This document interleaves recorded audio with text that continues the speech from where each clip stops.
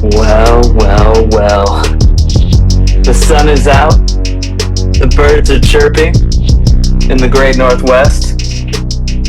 And we'll break out the candle for the last time of the 2025 season. Smells great. Smells even better. Yeah.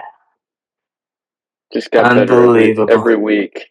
You know, when we started this year, this candle was full. And we've lit this candle quite a few times this year. Crazy. Championship weekend was awesome. Starting out with my daughter, your sister, on Friday night, uh, winning state in cheerleading for traditional. Then Saturday night, winning state again for the second time in the weekends in the game day. And then we get to Sunday, and the Seahawks win the whole dang thing. All the way. All the way. So, Inevitable. give you the first word, and then we got a lot to get into. I mean, said it last time. Not surprised at all. Not Yeah. exactly how I thought it was going to happen, the game, but it's all right. They got it done. All that matters. Jason Myers,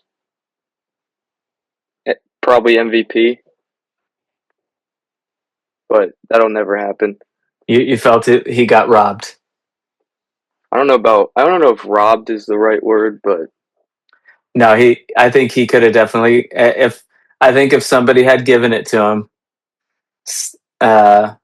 nobody would have complained. yeah, I think it would have been pretty fair. But I don't know if there it is. There it is. Jason Myers, Gotta get it signed. the all-time scoring leader in a season. Jason Myers, I think what was it, 206 points for the season? Yeah, better, including the Super Bowl. So he's officially better than LaDainian Tomlinson at kicking, without a doubt. At scoring points. At scoring points, 100%. Best player in NFL history at that, actually. At that one thing, yeah, it's pretty crazy. Yeah, I mean, I really wish we would have been able to get an episode in between the championship and the Super Bowl, because we had a lot of stuff that we're taking notes on, and that we've been talking about that we just couldn't coordinate to get it to happen. But yeah, a lot of stuff we're going to go through. And I think one of the things that I loved most about this team and about this Super Bowl was that you really could have given the MVP to almost anybody at any position. 22 guys at least. Yeah, I mean, I don't think, had somebody given it to, probably half a dozen guys on the defense, that anybody would have had a problem with it. Sam Darnold played well. I did see a stat, and a lot of people are kind of giving, this dumb take about he's just kind of game managed and all this stuff. And he had more passing yards and a higher passer rating in this Super Bowl than Tom Brady did in his first Super Bowl or his last Super Bowl. Yeah. So, just for context, I'm not saying he's Tom Brady at this point, but just for context. Well, that's an opinion for sure. But he's only two guys to ever have back-to-back 14-plus win seasons. So, yeah, no, I mean, I think, I watched a thing today that just about Sam Darnold, and I mean, I've become such a huge fan of the guy. I think anybody who's had a goal and had some challenges along the way. I mean, I was watching this thing, I was like tearing up in the car, man. Because like when you go after something in your life, and I have on several different occasions, and things don't go great. Um, there are times where everybody gives up on you, and you're tempted to give up on yourself. And um, he just kept believing that he could do it, And I think it's a quality, that a lot of people should emulate, should look up to, because no matter how talented you are, no matter you know how big your ambitions are, you're likely going to run into some pretty big resistance, some pretty big failure at some point. I don't know if you can become the kind of person that becomes great without um, some big time failure. Michael Jordan famously getting cut from his high school basketball team. Tom Brady still, you know, gets emotional talking about how low he was drafted. Um, John Elway, got destroyed in his first Super Bowl, and a couple of them. So, um, I don't think you get great at stuff very often without some major adversity, and just there comes a time, I think, in almost every man's life for sure. I think, and a lot of people's lives, where you have to look at yourself in the mirror and go, am I just going to keep doing this thing no matter how many obstacles come my way, no matter how many people quit on me, no matter, how many people say that I'm just not good enough, no matter how many times I go out there and I am not good enough, and just keep doing it. Just keep trying to win today, get better than, be better than you were yesterday. Um, and that's awesome. And to do it with humility, I mean, he could have every excuse in the world. He's never, you get drafted by the Jets, and they're not good as an organization. I mean, it's where people's careers go to die most of the time. Then you go to another historically not great organization. New ownership trying to figure their way out, um, and that doesn't go great. And end up as a backup in San Francisco for a year, largely forgotten. And then, I mean, he's had like 6 different coordinators, going to have another one. So yeah, and I You'll get into that too. yeah, we'll get into that a little bit. Some stuff happening there that I read today as well. But yeah, I remember I was working at this copier place in New York, like sold toner and stuff. Um, and I remember when Sam Darnold got drafted, and I remember at the time, there's a bunch of Jets fans there, and they're like, "Oh man, I can't believe we drafted this guy." And I was like, at the time, I said to this dude at the office, I was like, "You guys just drafted the best quarterback in this class at number 3." I was like, "You guys totally lucked out." And I didn't know that, you know, Josh Allen would become what he's become, and I didn't know that, Baker would be able to, repair his career the way that he has. I didn't know that Lamar was going to be that good. Um, so, but turns out He's the only one with a Super Bowl. So Sammy D got the first Super Bowl. He's set some crazy records since his benching in Carolina, and then when he came back, from that point on till now, he's the winningest quarterback in football, and he's got more 100+ passer rating games than anybody since that time, and that's a lot of games. That's I mean, he went 1-0 in his only start in San Francisco. I think he went 4-2 in Carolina. Ends up going 14-2, right? In 14-3. 14-3. Excuse me, in Minnesota. 14-3 again in Seattle. At what point do people go, maybe this guy's really good? He's just a winner. And, I mean, he's on a great team, and he wasn't Minnesota's on a great good team too, but they're not great. Yeah, Minnesota's okay. obviously some dysfunction at their GM. They parted ways with GM, so But when you look at they last don't. year with Yeah, Sam Darnold, and then look at this year with JJ McCarthy, yeah. The only thing that changed yeah, is that they lost Sam Darnold yeah, effectively. Yeah, it's not like the Panthers were some juggernaut, you know. yeah, So yeah, I think the narrative on Sam Darnold's been pretty harsh. He's kind of got you know that you say one thing on the sidelines, the I see ghost thing, and yeah, everybody's just hammered him since then. And it's like, man, if we had everything that every quarterback's ever said on the sideline about what's going on out there, I think we'd have a lot of clips. So, yeah, but yeah, I want to go back real quick before we get too far off track. Some of the stuff that we talked about before the game. And I just want to revisit this because I know I got a lot of this stuff in my notes, and I want to address and these were things we were so right on, and a lot of people in the media were so wrong on. But I do want to well, address it yeah, because people, they're the really smart ones. So yeah, I think there's a large amount of people in the media that literally just get paid money to say the most insane thing and then just get everybody to react to it. I can't believe I can't I can't walk around in the world believing these guys are actually that stupid. yeah, I just think they're not genuine. But it's called yeah, I click mean, farming. yeah, it's so ridiculous. I mean, and like Skip Bayless never met a stupid opinion he didn't love.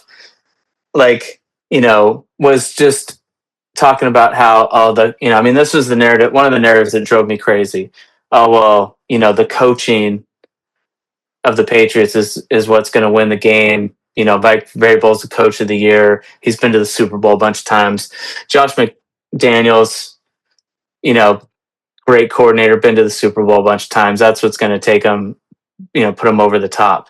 And it's like, Mike Vrabel was a linebacker when he won all those Super Bowls, but he hasn't coached in a Super Bowl. And I'm not saying he's not a good coach. He is a really good coach. He, this whole idea. I mean, it drives me crazy. I cannot believe, that Mike McDonald doesn't get Coach of the Year. I mean, I Yeah, it's don't, kind I of don't think ridiculous. I it's, think. I don't think it's, the largest snub I've seen, but it's pretty brutal. I mean, what he was able to do. The Seahawks this year had the fifth highest DVOA, which you could look that up what that is, but of any team in the history of football. It's a team that 2 years ago totally revamped their entire team, revamped all the coaching staff, hired an offensive coordinator, fired that coordinator the next year, hired a new one. I mean, there's been a ton of turnover, playing in the most difficult division in football by far, Yeah, by playing far, against, not you close. know, playing against two other elite coaches in Shanahan and McVay. Um, and pretty elite organizations. I mean, Rams draft well, um, 49ers draft okay. So it's like just the whole thing that, Mike Vrabel's, such a better coach is an insane take to me. And that Josh Yeah, it's McDaniels also is so much better than Clint Kubiak. well, Um, that's just absurd. yeah. Yeah, that's absurd. Well, And total, both teams missed the playoffs last year, the yeah. Patriots and the Seahawks. So it's like it's not like the Seahawks were better last year than the Patriots were. Well, the Like they Seahawks, were both the at the Seahawks same won, spot. they won 10 games in the NFC West with Yeah, Geno Smith last yeah, year. And, a bunch of guys that we got rid of that didn't do anything after they left us. So, I mean, the idea that Vrabel's so much better of a coach than McDonald is just it's patently ridiculous. Yeah, So it's that kind just of stuff's it's just blatantly obnoxious. not true. It's just Yeah, and false. again, like to to their credit, man, I thought the defense for the Patriots played way better than I expected. You know, it's Yeah, so I hard to agree. judge a team when they play the softest schedule in 27 years, I think it was. Yeah, I think it's like the easiest schedule since 1999. So it's hard to know. I mean, you're playing 11 rookie quarterbacks, you know, or no, was it six? Six rookie quarterbacks, I think, throughout the course of the season. You know, you end up facing a backup in the championship game. yeah, during a Um, blizzard. yeah, you know, you play 11 teams who fired their head coach at the end of the season. Yeah, You know, so it's like, how can you even judge those guys? You don't know how good they are.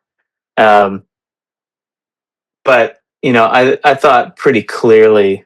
You know, I mean, you saw Shanahan's comments before the game. He was like, essentially said, "This is a total mismatch unless something happens dramatically."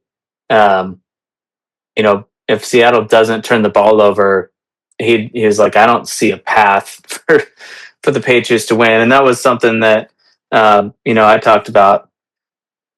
we talked about all week and before, and we um, went in depth on. I mean, there was the talent disparity was was so huge.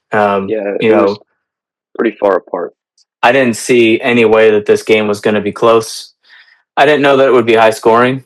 Um, you know, in the first quarter, I turned to somebody and I go, "Watch, this is going to end like 15-0. We're just going to drive down and kick field goals all game." And we're like late in the third quarter, and it was 12-0. We we're getting ready to kick another field goal, and somebody looked over at me and they're like, "Dude, it might end up at 15-0."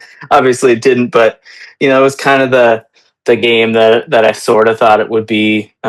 And then there was a little flurry at the end, but um, yeah, I think you know I the mean, other net, that was mostly garbage time yeah, prevent scores defense points stuff. for them, and they those weren't like.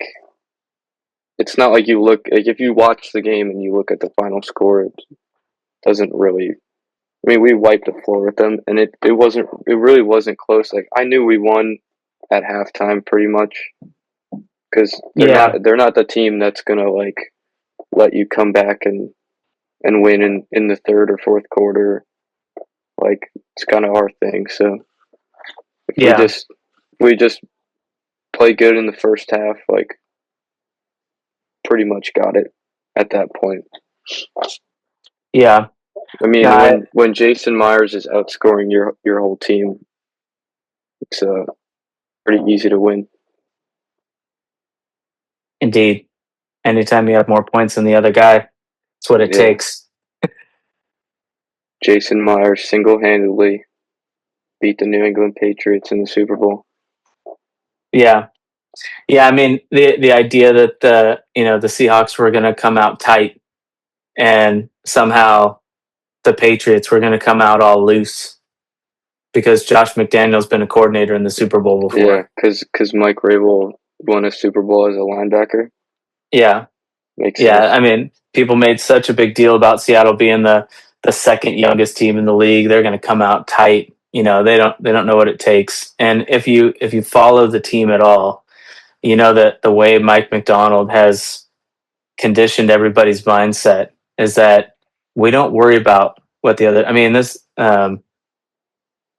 there's oh man, John Wooden, that you know the legendary UCLA coach. You know he talked about that stuff all the time. We never worried about what the other team does. We only worried about being the best at the things that we do, and that's definitely Mike McDonald's thought process. He doesn't worry about how many you know he's not necessarily worried about how many yards we're getting, how many points we're scoring, all that stuff. He's only worried about our guys getting better tomorrow than they were today. You know, are they better today than they were yesterday? And can we just keep doing that, just stacking days, which I mean is one of my favorite philosophies. I mean, I have on my phone, it just says win today on my lock screen because that's that's like what you attempt to do is just, you know, you just try to get better every day, and you don't do it all the time, and sometimes you take a big step back, you blow it. But if that's your mindset, it doesn't. Yeah, I heard Cooper Cup talk about this. It was one of my favorite interviews from the team. They were asking him about playing on Sundays, and he's like, people are going to hate this answer, but I don't really worry about what happens on Sunday. I spend all my time worrying about my preparation through the week. And then I just go try to execute the things they asked me to do on Sunday. And if we win or I score or I catch a ball or, it doesn't really matter what happens out there because I've done all the preparation I can do. And you can't, Art Williams, if anybody's out there, the great Art Williams has a speech, all you can do is all you can do. It's such a great philosophy to wrap your head around. You can't, Art Williams be like, you can't do any more than all you can do. True. Yeah. You literally cannot. Yeah. And so, the idea that you just go out there, you prepare as much as you can. And then when you get to Sunday, you just play and you execute the way that you prepared all week. And if you don't do as well as you would have liked to, you go back and you prepare the next week. What else can you do? And so the conclusion of that speech is, all you can do is all you can do, but all you can do is enough. If you just keep doing all you can do, it's going to be enough to get you where you want to go. And that seems to be McDonald's philosophy. And so I don't think any of that stuff mattered. I didn't expect them to come out tight. Sammy D did come out juiced. I was going to say. There was a little bit of that. Yeah, I mean, yeah, he launched it like 5 yards over Shaheed's head, like 70 yards downfield on that one play. So he was pretty juiced. But still, another thing that we got to talk about. First Super Bowl champion to go the entire playoffs with 0 turnovers. I think it might be the first team. Yeah, I don't know. It could be. The one I saw was that it was the first Super Bowl champion to do that, but it could be any team. Either way. Yeah, either way, it's impressive. First team to go win the Super Bowl and not have a single turnover. Yeah, and by the way, did they have a turnover in the season ender against the 49ers? Don't think so. Nope. So it was really cool to see the transformation of the Seahawks. You go back through the season and even from week 1. Yeah, new coaching staff, a lot of new players, new quarterback, new coordinator, the whole thing, right? New everywhere. And they go out against the 49ers, elite coaching staff. I mean, Robert Saleh obviously got hired immediately for a head coaching spot. Shanahan is an elite coach for sure. And the healthiest they're going to be, the freshest they're going to be all year. They've got some elite talent. I mean, Kittle's an elite tight end. McCaffrey's an elite run, elite offensive weapon. Brock Purdy's been pretty good. Like you can't hate when he's in there. Like when he's pretty good. When he's playing a bad defense, he looks pretty good. Yeah, just like Drake May. Yeah. And I mean that's the other thing. I mean the MVP. 2 guys that went to the Super Bowl. Yeah, the MVP talk for Drake May this year. What are you talking about? I mean, Stafford obviously had the best season of anybody, in the league. It was pretty clear. Yeah, and that whole talk was ridiculous. And I'm not saying Drake May's never going to be good, but geez, man, the guy won 4 games last year. He's not bad, but yeah, he's still young. His offensive line is clearly not there yet. And that was another thing. They got manhandled. Yeah. Another 17 pressures by their left tackle. I think it was 17 pressures, by the left tackle. Most of any player in a game all year. And it was in the Super Bowl. yeah, but against a great defense, great defensive coach. That kid's a rookie. He'll be fine. He's probably going to get kicked into Well, guard. Long term, he'll their be okay. guard is the rookie. Yeah, but he'll get kicked into guard on one of the sides. I think. They'll. He doesn't have the their left tackle isn't a rookie. Will Campbell. That's their left guard. No, they had a rookie left tackle and left guard. Oh, well. Yeah, the whole left side of their offensive line. Yeah, Will Campbell was their first round pick, and this was another thing that to get back onto our kind of pre Super Bowl stuff. Everybody's making a big deal about the Seahawks being the second youngest team in the NFL, but that was another just stupid take. You've got a lot of youth on the Patriots at the most important positions. Right. You got a rookie left tackle who struggled all year. Not a guy, you look at the scouting reports on him, coming out of the draft. It was kind of a weak offensive line draft, especially for tackles. He was the first tackle taken, but everybody thought he was more of a guard prospect, or most people at least. So, probably wasn't fair to put him out there. It's not really his skill set. Plus, we've talked about this a bunch of times. That guy's going to be, a lot bigger next year. Guys coming out of college draft process, the whole thing. Yeah, they're going to, Will Campbell's going to get a lot bigger. He's going to learn a ton from this. I think that guy's going to be fine, but kind of a rough spot to put him in. Probably not his best position in the NFL. And but yeah, just on the youth narrative, you've got a quarterback. So the Seahawks may be young, but they have some age at the most important positions. Sam Darnold's been around. Jason Myers is a pro. Running backs are pros. Returners are pros. The holder, the punter. Yeah, been around a long time. Cooper Kupp. The most important part of. I don't know if I want to say he was the most important pickup during the offseason, but he might be. It's not a giant stretch. Just because of what he's done for Jackson Smith and Jigba, and he was really able to solidify the receiver room and be an awesome mentor for the team, and everybody's talked about it. Yeah, and then, once everybody started to kind of figure out, well, all right, we got to completely close off JSN. We really gave him the Megatron treatment and kind of started to use two guys to cover him at all times. And Cooper Kupp really stepped up during the playoffs, all of the playoffs. Just always had big games. Same with Kenneth Walker after Charbonnet went down. Yeah, just stepped up. I've always said this, but I was very surprised the amount of snaps they gave to Charbonnet this year, because just of how talented K9 is. I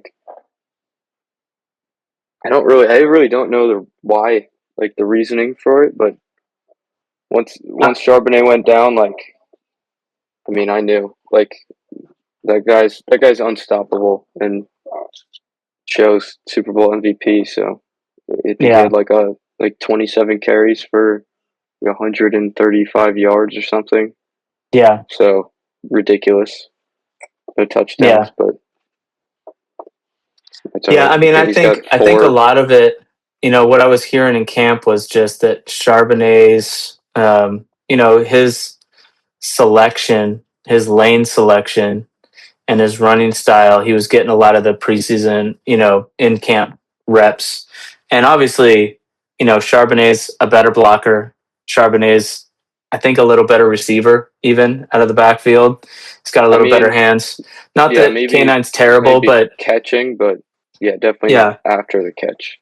Yeah, but and I think he's really come around. But more north-south runner, which I guess makes sense for the the offensive scheme that we've had this year to, kind of back to the last time we won a Super Bowl, just run the ball with Marshawn Lynch and then kind of surprise them with your passing ability. But so I guess it makes a little sense why you would want a guy like Charbonnet, but I think in a couple games, maybe against the Buccaneers or like game like that, maybe utilize Kenneth Walker a little bit more. Like there's just a lot of games where Charbonnet had so many more snaps in him, and I was getting a little worried that if we were even going to re-sign him or not, because one of my favorite Yeah, players by far.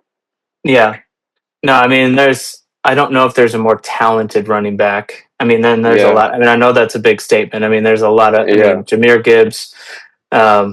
Taylor, Still Bijan Saquon Robinson. Barkley. Yeah, Saquon. There's a lot of, and so I don't say that lightly, but I think he's as talented as anybody. I mean, he's doing like matrix flips over people, Yeah, in the NFL against other pro athletes. So he's as talented a guy there is. I think, my take on the Charbonnet thing has been a more decisive runner, slightly bigger body.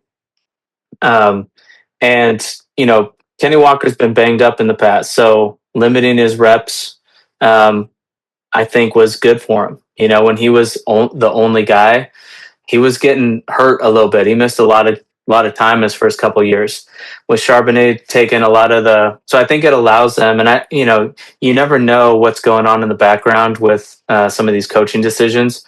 We don't know that some of those games when Charbonnet was getting the lion's share of the carries that Kenny Walker wasn't a little banged up from the week before, maybe nursing something. So I think it's a huge advantage to have two guys that are yeah, essentially very definitely. different from each other, but almost equally effective in different ways, and it allows you to ride the hot hand.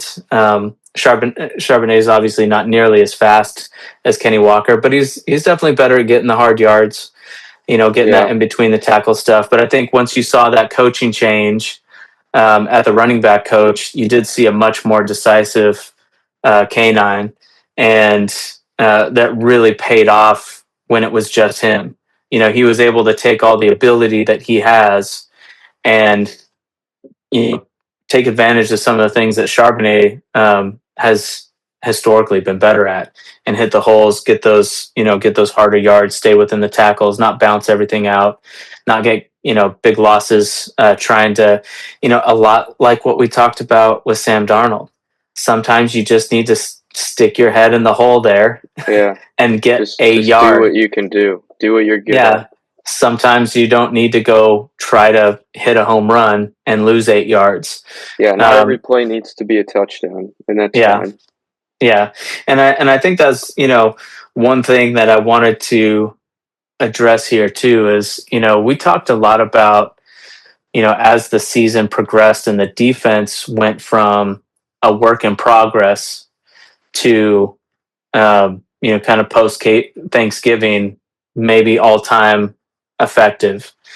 And what they asked Sam Darnold to do, and as they were, getting the offensive line put together, they had new center, new guard, and still Anthony Bradford, who's, I think you could say is hit and miss at this point, which is great because he's not miss all the time. So, but what they were asking Sam Darnold to do in the beginning of the year was every game when you're throwing it, because we weren't running the ball all our defense was still finding its rhythm.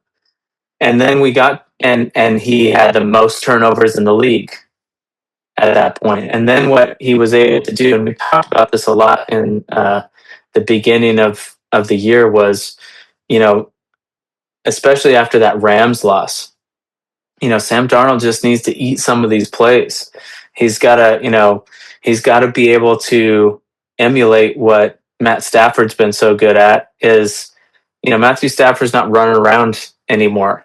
He's getting older, and so if a play's not there, he just throws it in the first row.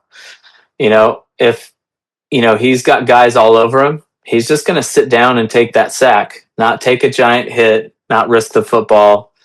And we had talked about, if Sam Darnold can figure out how to do that, be a little bit more judicious about the throws that he attempts without sacrificing his, gunslinger mentality where, if he sees an opening, he's going to shoot it in there because he has the arm talent to do it.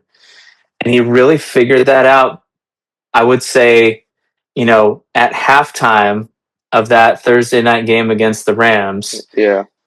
Everything changed. We went from a team that was trying to kind of figure our way out.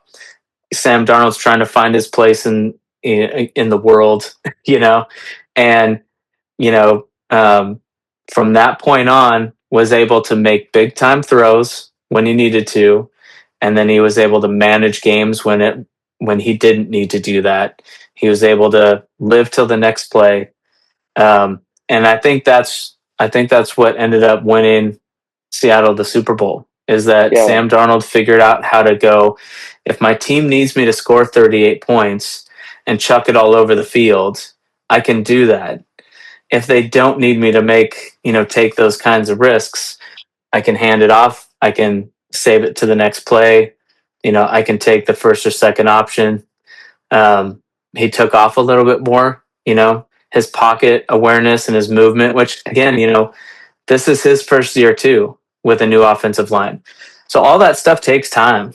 And it was cool to see the arc as the season progressed of everybody kind of finding their way, figuring out how to gel together. And I think, I think something that's really exciting if you're a Seahawks fan, I mean, your trust in the organization's got to be sky high with John Schneider and Mike McDonald. And I think, we've got the sixth highest salary cap going into the offseason, $73 million, which is giant. And we still have draft picks and the best drafting GM maybe ever.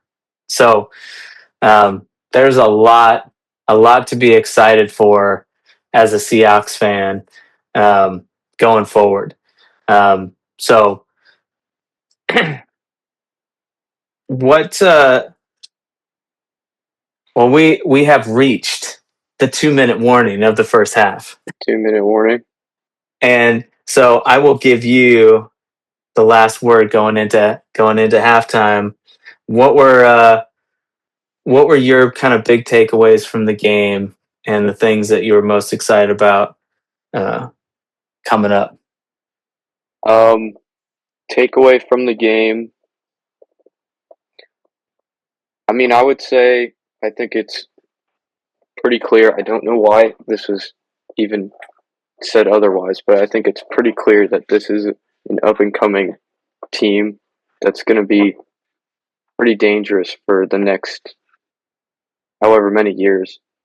And I don't think there's any reason to believe that they're going to regress in really any way. Michael Dixon's still the best punter of all time. Jason Myers is the best kicker in the league. It's kind of it. I mean, not the game we were hoping for from JSN, but kind of not unexpected. Like, guy's a problem. You gotta get rid of him. But yeah, Vrabel's no dummy. He wasn't going to let him just run wild. So well, he is the coach of the year, so he definitely knows what he's doing. Cooper Kupp came up big. Yeah, Sam Darnold looked pretty amped up for a while, but first couple throws were pretty terrifying, but somehow they were caught. So yeah, I mean, started the game out strong, finished even better. So best defense in the league by far, not close. Not much else to say about that game to sum it up. Thanks for listening to this episode of JCA Sports, exclusively on the JAlves podcast.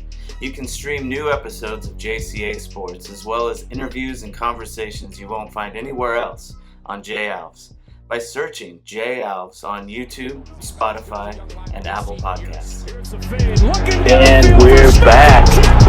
Halftime's over. Halftime's over. So Seahawks win the Super Bowl, cap an unbelievable year, and we were just talking at halftime about what an impressive way to do it. 0 turnovers throughout the playoffs, and by the way, 0 turnovers in the last game of the season to clinch the number 1 seed. Incredibly disciplined football. I saw a stat that the Seahawks trailed for 1 minute and 35 seconds the whole playoffs. So really dominant performance by Seattle all the way through the not only the course of the season, but really down the stretch. The big comeback against the Rams, really dominant run defense against Jonathan Taylor and the Colts, Bijan Robinson of the Falcons, Christian McCaffrey, to clinch the number 1 seed, on the road. And by the way, to beat the 49ers in the divisional round. So, to play the best teams in the NFC on your way there that are also division rivals, which are easy games for anybody to lose on any given weekend. Yeah. So really in dominant. The playoffs, after you've played them both twice and they know everything about you, and they should. They have the most time to get to know your team and how they work. And to still get those wins is pretty huge. And pretty much be winning the entire time and not even having a single turnover is pretty crazy. Very impressive football. Yeah. Lost 3 games all year by a combined 9 points. Holds Shanahan to no touchdowns to clinch the division and to win a playoff game. One of the best, if not the best, offensive minds in the league. Mike McDonald has really put himself on the map for good. He should not be overlooked for Coach of the Year any longer. All along the way, also, Seahawks had the most quality wins in the league, highest point differential in the by league. A lot, too. By a ton. Yep. Only special teams unit in the league with plus points over expected to put your team in better positions. So best special teams in the league. Number 1 best scoring defense. Yeah. I think we were the number 3 offense. Set a Seahawks record for points scored in a season in game 16 for us. So even with the extra game, they still locked that up in a typical 16-game season. Most field goals made in franchise. Yep. Only history. Had 1 game where he really struggled all year, missed a couple kicks, but just automatic, all year long, 206 points from start to finish, just really crazy stuff. And then, you get into the week of the Super Bowl, a lot being made about young team coaches that have never been there, all that stuff. Maybe some gamesmanship from the Patriots ownership leaking that Seahawks may be for sale during Super Bowl week, and all that nonsense. Kubiak to the Raiders talk all throughout the postseason. I actually have a story about that. Me and my wife went to the Salish Lodge, which is in Snoqualmie, and it was the week during the 2 week break right in the middle of it, and where. And if you don't know, Snoqualmie is pretty close to Seattle, relatively speaking. Awesome place to go. If you know, and I've never really watched it, but if you're a Twin Peaks fan, that's where they filmed it. So um, we're at the Salish Lodge, and we're kind of hiking around, looking at the falls there, and we're going through the parking lot, and I saw maybe five, really expensive cars, all with a bunch of Raiders logos all over them. Raiders license plates, Raiders stickers, And I was like, what are a bunch of Raiders fans doing in Seattle the week of the Super Bowl? What it was right before they left for San Francisco. And so, yeah, I turned to my wife, I was like, man, this Raiders thing might be a real deal. I think they came up and forth and are meeting and putting the pressure on, seeing if they can get this deal done. So I knew at that point that maybe things were getting pretty serious, and then it came out a couple of days later. John Schneider mentioned it in an interview, and so yeah, that's sad, but yeah, that was pretty interesting to see that in the parking lot of the Salish Lodge week of the Super Bowl. So we'll talk about the cap room. How about this? Talk to me a little bit. Malcolm Butler at the Super Bowl. What are your thoughts on that? What were your thoughts on him ringing the bell at the beginning of the Super Bowl? Yeah, I mean, I was at my friend's house watching it, and I mean, everybody there knows that I'm a Seahawks fan, and they show him, and it says Malcolm Butler, whatever, Super Bowl, blah blah blah, champion, and he starts ringing the bell, and then all my friends just looked at me like I was supposed to do something. I was just fired up. I was pretty heated. Is probably the the quick explanation for that. I was pretty fired up. Got me Yeah, ready. yeah, yeah. I know. You know what? You I'm were. glad he was there. Yeah, yeah. It was nice for him to be there and watch that bloodbath Yeah, unfold.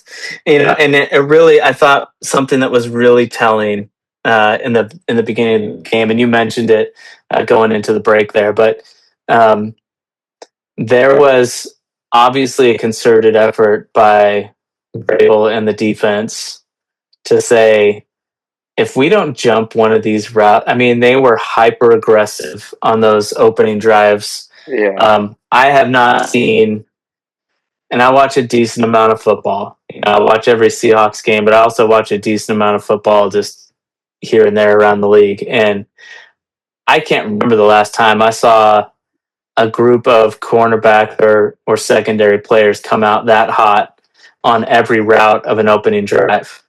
So I think it was a tacit admission that they knew they were outgunned. Um, they just weren't going to have the talent to score points on offense against the Seattle defense.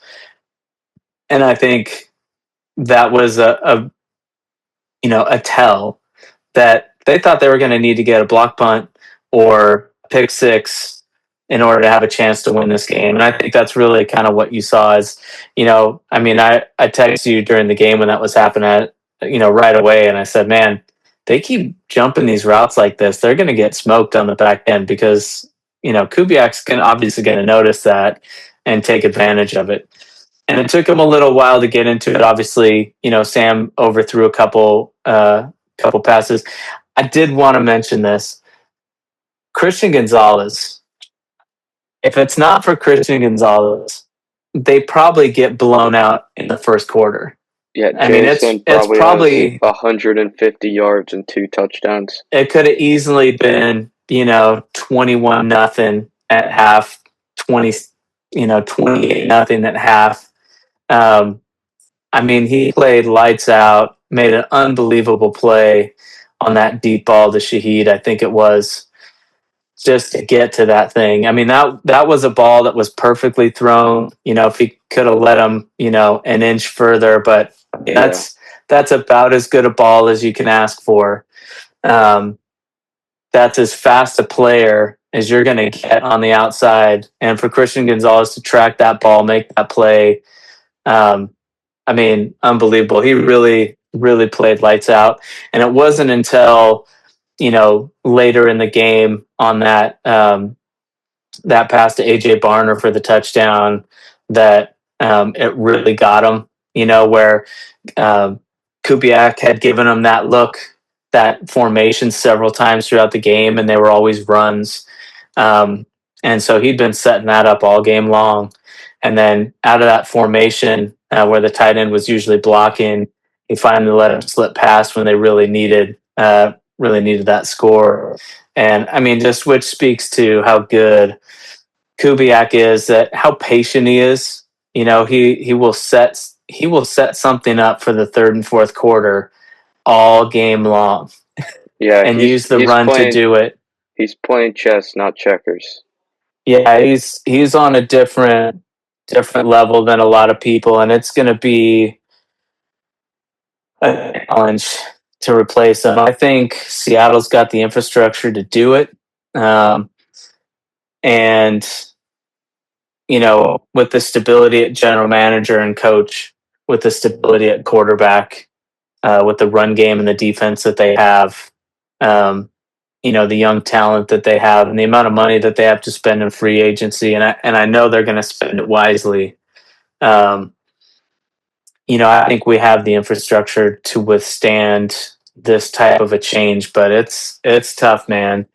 And Clint Kubiak, it's cool to see a lot of these players' stories kind of develop over Super Bowl week and kind of get into their lives a little bit. Just the kind of guy that Kubiak is, man, just what an asset to the team. It's I hope we have somebody in the wings that can approximate it somehow. But yeah, I don't think there's any replacing it. You saw how detrimental it was to the Lions when Ben Johnson left this year.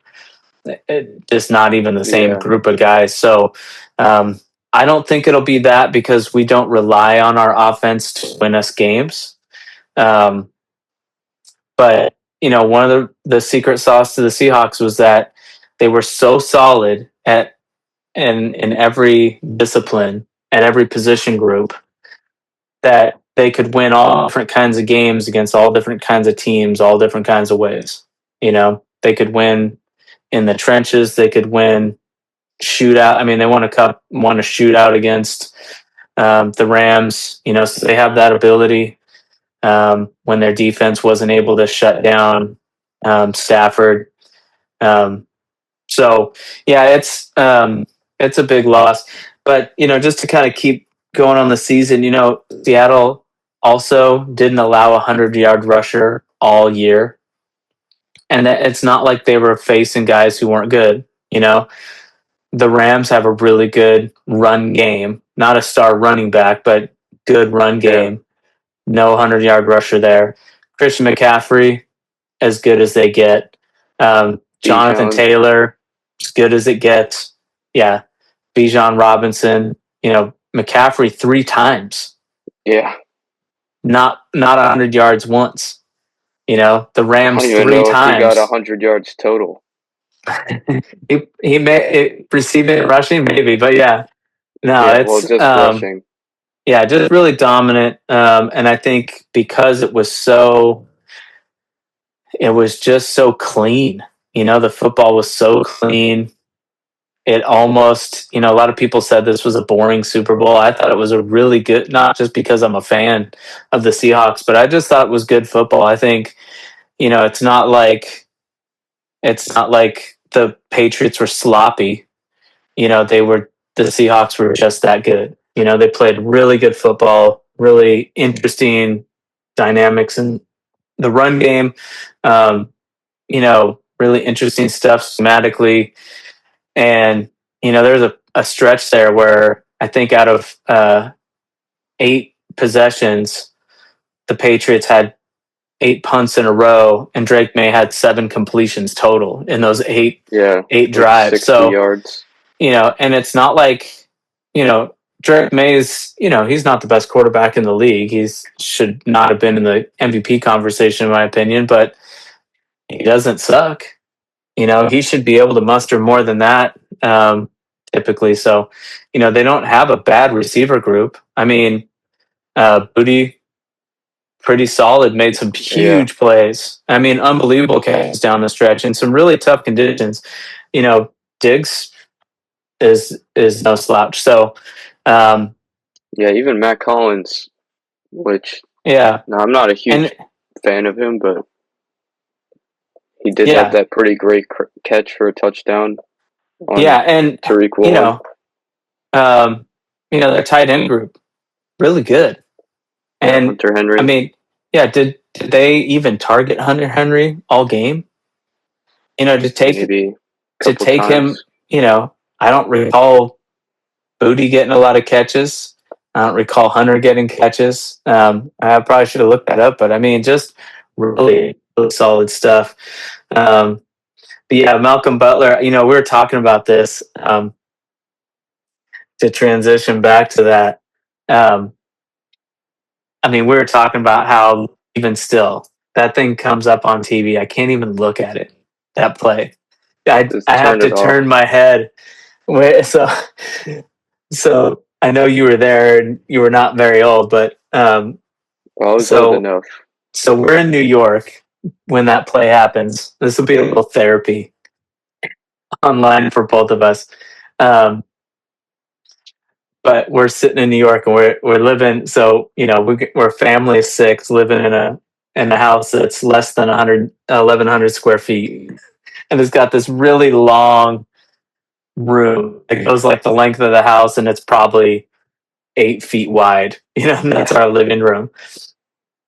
And so we have some people over for the game. None of them care because we're living in New York, and they're not fans, but they come over because they know we're big fans. So we're watching the game. Curse makes, if the Seahawks win that Super Bowl, Curse makes a catch on the level with David Tyree. Gets tipped, catches it on his back on the ground. You know, Huge, gigantic play. Marshawn runs it to the 1, and we're not going to get into the whole should you pass it, should you throw it thing here, but maybe some other time. But we were talking about this. So that play comes, and we've got this big row of people, probably 15 people, just single file down the backside of the living room watching the game. I'm all the way by the front door, sitting on this thing, at the very end, and I can't believe we're gonna win back to back Super Bowls. Like, I think we're gonna do this. Just we had so much momentum, and that play happens, and literally everybody all at once just goes like this, looks at me, and I was like, "Oh no, I can't." I mean, I told you this. I had a dream that night. Like, it felt like I dreamt it all night long.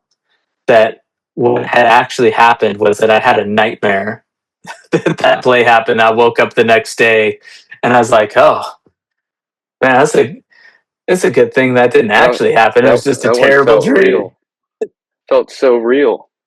Man, it felt like we had our guts ripped out. So, like, yeah, that was so awful. But we were talking about that play, and all the people that talk about, did Belichick really have him practice that? I think really, and I think just because I'm a big Seahawks fan, I'll talk about this, but I think you do. We didn't have a super creative offense. A lot of it was, Marshawn hopefully makes an unbelievable run when we hand it off to him, or Russell Wilson performs a magic trick and we score a touchdown. That was kind of our offense.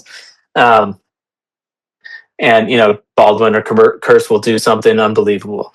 Well, it worked Not a for lot a of while. complex looks, all that kind of stuff. So I do think that, I do think if you get predictable, a really good coach like Belichick's going to notice it and go, okay, so if they line up in this set, 70% of the time they're going to do this, or 80% of the time they're going to do this. And I think that's kind of where we were. We are doing a lot of these rub routes, kind of these pick play things. And we did it all the time.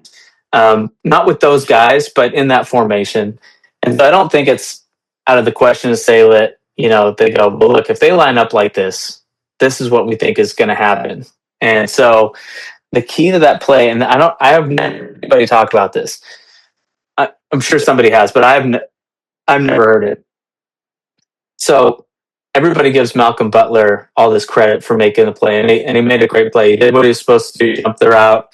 What really happened there was a guy who was a former LOB member. Do you remember that? I wouldn't tell you last night when we were talking about this. Yeah, I still can't remember his name. Who was the LOB member on that play? Still can't remember his name, but I do know who you were talking about. Brandon Browner. Yeah. I mean, big, thick cornerback, not super fast. He was a guy that really, worked so well in our defense, never really found his way to a lot of success other than that. But he was in on that play. And, just the perfect guy. He went in there when Ricardo Lockett went to run the pick on Malcolm Butler. And, so that Jermaine Kearse could get in there and score that touchdown. And Brandon Browner blew Ricardo Lockett up so bad on that play that he basically took out Kearse along the way. And, Malcolm Butler gets the interception. The rest is history. But, I'm not a big guy that if they run it, they would have won for sure. I think there's some. Yeah, me neither. I think there's a strong argument to be made. Yeah, and there's a shot of that play where the ball is halfway. Russell Wilson's turned it loose, and there's a picture where the ball's halfway between Russell Wilson and the Seahawks receiver, and he's open. Like the ball's halfway there, and it looks like, if you showed that to some, kid in Uganda that's never heard of football, he would be like, oh yeah, that's going to be a touchdown. And it's like, I always like, look, I get, it's easy to, and maybe they run it and it works and all that stuff. If the play works, Daryl Bevell is the big, the most genius guy. And, Pete Carroll's a genius, Hall of Fame coach, back-to-back Super Bowls, zigged when everybody thought he was going to zag. Like the narrative, we're talking about a handful of inches, maybe 8 inches. That Super Bowl was like 8 inches from Pete Carroll being the biggest genius of all time, and like now he's the biggest idiot ever. So a lot of it's just how it happens, but yeah, that was. It's all right. 11 years later. Yep, and what an awesome way to do it. Yep. Beat your rivals all the way through. Beat the best teams in the league. I mean, people forget that Seattle went into Houston, I think, earlier in the season. I think it was in Houston, if I remember correctly. Yeah, it was. Just beat the brakes off them. They're supposed to be this bonded defense, best defense in the league, maybe. And I think Seattle hung like 28 or 30 points on them. Beat them by 2 scores. Yeah. Pretty run-of-the-mill stuff. I think the next week they beat the Bills. Yeah. So yeah, and evidently we got this quarterback who's not that good. Yeah. So I just these guys on TV or these guys on whatever. It just seems like I always feel like they just don't watch Seattle at all, and then try to act like they know what's going on when they talk about them on live TV. I don't think they have any idea. Yeah, I think they're just saying stuff, but they're acting like, which is it? Is Houston unbelievable, or is Seattle like so?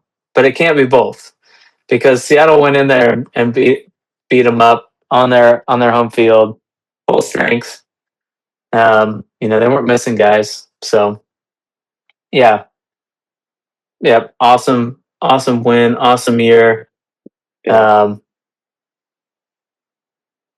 feels good. feels great. Feels good. I can't literally haven't been able to have a bad day since. Not possible. Well, you live in New Yeah, York, so it's coming. But yeah, until it'll be then, there soon. And it's like you always used to say. It only gets worse. don't worry, it's gonna get way worse. It only gets worse from here. Yep. Yeah. Um. Yeah. Kenneth Walker, Super Bowl MVP, first time a running back has won it in since what 1998. 98, Terrell Davis. Yep. Yeah, pretty cool. Yeah, old school team. Also, and it's funny that he had. I think this was his first time in either a long time or ever. I can't remember what the stat is, but two defensive head coaches in the Super Bowl. Everybody's been talking about how it's an offensive league. You got two teams led by the Well, defense. Yep, good running games. I think we're kind of, you know, the league is always changing, and I think we're getting back to a more old school style of football. And you know, you saw this in the NBA a lot, where the really great teams were able to change how the game was played. When everybody's, you know, I mean, the Golden State Warriors, everybody was, had power forwards that could shoot and centers and all that stuff. And they just decided we're going to chuck up threes all day long and change the whole league. And now, some of that's maybe coming back to earth. We're seeing the same thing in the NFL, even with all the rule changes, um, all the emphasis on offense, all the offensive head coaches and the success there. Um, maybe we're coming full circle, and it's back to a defense wins championships. Seattle again. Like, one of the fun things about this year was, when we couldn't throw the ball, we could run the ball and we would win. When we were struggling on offense and defense, our special teams would score a touchdown, or get a big turnover. I mean, how big is Michael Dixon, not just in this game, but in the NFC title game, which is, was probably the real Super Bowl. And we yeah, said that before it happened. This was the real two best teams. Um, you know, if he wasn't doing that crazy helicopter punt, um, that that the returner just could not get a beat on, and it just goes to show, I mean, you have elite coaching over in LA. You've got two elite receivers, and I know Puka's a child, but yeah, yeah, laugh at Sam Darnold all you want. He'll be drying his tears with his Lombardi trophy at night. yeah. So Have fun in Cabo. enjoy your off season. Um, Living in every week of the season next year, with replays of Seattle beating you in the playoffs to go on to win a title. So, but I mean, unbelievable player, obviously. Yeah, he's all right. Adams, led the league in touchdowns by a mile. Was killing us in that Yeah, game. Matthew Stafford, best maybe the game of best his year of his of yeah, career. best year for him. Yeah. But you have all that going for you. Solid run game, good defense. Um, but your special teams, missing kicks, can't field punts, giving up touchdowns on kick returns, and that's all it takes. And so Seattle won it the old school way, just solid play.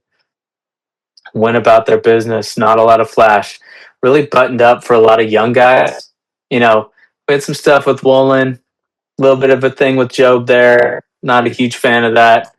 Um, you know, and we'll get into this on the next episode.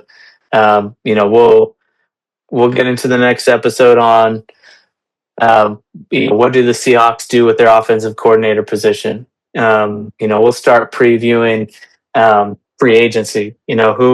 Who's who's up, whose contracts are up on the Seahawks, and who are they targeting in free agency. We'll get into all that.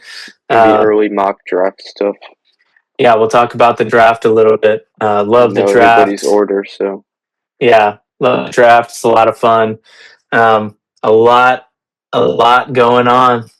But yeah, I don't think the Patriots are going anywhere. I think they'll get better as time goes on. I mean, Drake May's got a lot going for them. They've got, what an enviable position. You got one of the best offensive coordinators in the league, who's been a head coach twice, and it hasn't gone well. Probably will not get another head coaching offer the rest of his career. So as a Patriot, you get to have one of the best OCs in the league locked in pretty much for life. And so what a huge advantage that is. Vrabel is not going anywhere unless they make him, played there, loves the area. And so I don't think they're going anywhere. They're, 2 or 3 years away draft wise to being super solid. Spent a lot of money in free agency a couple years ago. Still have a little bit of room. So I don't think they're going anywhere. I think you got a lot of teams in the AFC. They're just getting better. Bo Nix is going to get better. That's a good organization. Who knows what the Raiders can be? Tom Brady's influence potentially changes things. Kubiak, obviously, really good. So, love Clint Kubiak. Hope he does terrible in Oakland. I hope it goes really poorly, and he can just come back and be a Seahawk when that's all done. Please, even though you left us, we're here for you. Don't be gone a long time. So, but yeah, I think if you're a Seahawk fan, I think you have a lot of confidence in who they got coming up next. John Schneider's always 10 steps ahead of everybody and everything. So, we'll see how that works out. Maybe they got the next great one that nobody's ever heard of. Nobody ever heard of Mike McDonald until he was doing his thing. Clint Kubiak was not really on the radar until last year. Ben Johnson nobody knew who that guy was until a few years ago. So there's always somebody, nobody knew about McVay or, some of these other guys until they came up. So maybe we have the next one in the stable somewhere. Fingers crossed. Yeah, let's hope so. Fingers crossed. So anything else about the game? Oh, also, I would be remiss to not bring up how sweet this is for Cooper Kupp. The Rams didn't want him. Made a lot of big time plays, big time influence on the team. Gets another Super Bowl. Ernest Jones, same thing. Rams didn't want him. Got traded for a low late round pick to the Titans, and then the Titans didn't want him. And John Schneider just kept his eye on him. I know I had heard he made a bid to get him earlier. And so he'd had his eye on him for a long time. 126 tackles in the regular season, 5 interceptions at the linebacker position. And a touchdown. Yep, one was a pick 6. Those moves that John Schneider made during free agency last year, a lot of people are like, what's going on? And I didn't know. I couldn't have predicted Kupp would have this impact, even though he didn't produce a ton. Still a really effective blocker. and we did all this without Torrey Horton, who's a really good special teams return guy and had a lot of potential at receiver. I mean, played really well as a rookie. He was gone most of the year. Riley, the defensive tackle, got his first NFL sack in the Super Bowl. Was a fifth round pick. A lot of people had him as a second round talent. Him and Horton, I think, were fifth rounders. That had they not been injured in college the year before, people had him graded as second round talent. So, John Schneider's always finding these guys. I think Riley could be really good. We didn't have him almost the whole year. Charbonnet, obviously, we didn't have towards the end. So we still have a lot of guys, and when, we signed DeMarcus Lawrence, I didn't know that he would be this, Yeah, he's been great. A lot of people thought he was washed, same with Cooper Kupp, but, so we get these guys on, pretty friendly deals. They play unbelievable. And the leadership, the one thing I did say at the time was like, I think what they're doing is they're bringing in guys that are really solid people.